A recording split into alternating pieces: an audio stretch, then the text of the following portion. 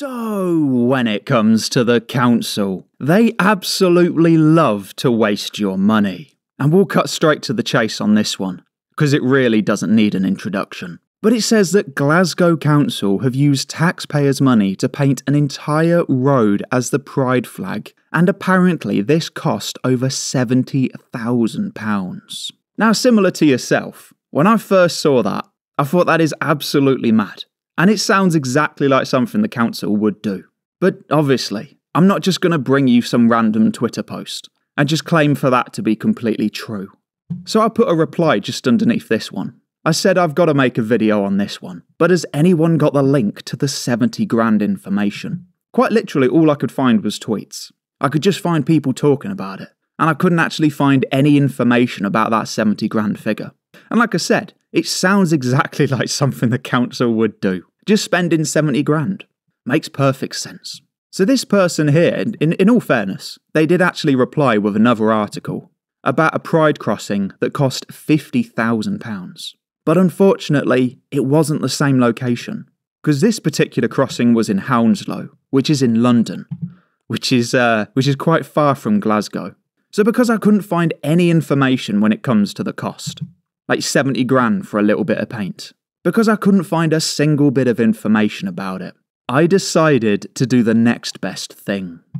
So I made a Freedom of Information request where I'm going to ask Glasgow City Council directly just how much this all cost. So I essentially put their article there, where I talk about the 2 streets which have been turned into pride flags. That's someone I should have mentioned before, actually. It wasn't just 1 street, it was 2. You got Wilson Street and then you got Rainbow Place.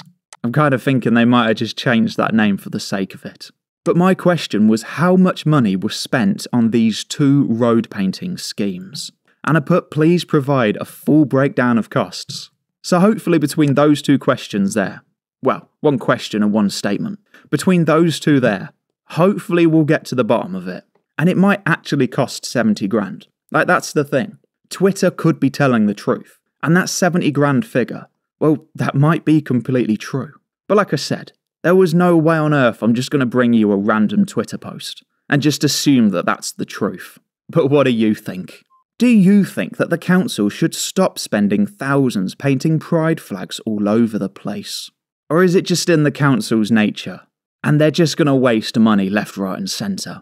And finally, if you wanted to see people go the extra mile, and not just bring you a random Twitter post, and potentially spread misinformation, and if you want a channel that goes the extra mile just to launch an FOI request, when I've got about 6 minutes until I have to leave for work, I'm not even joking, it's 8:54 and I've got to leave at 9.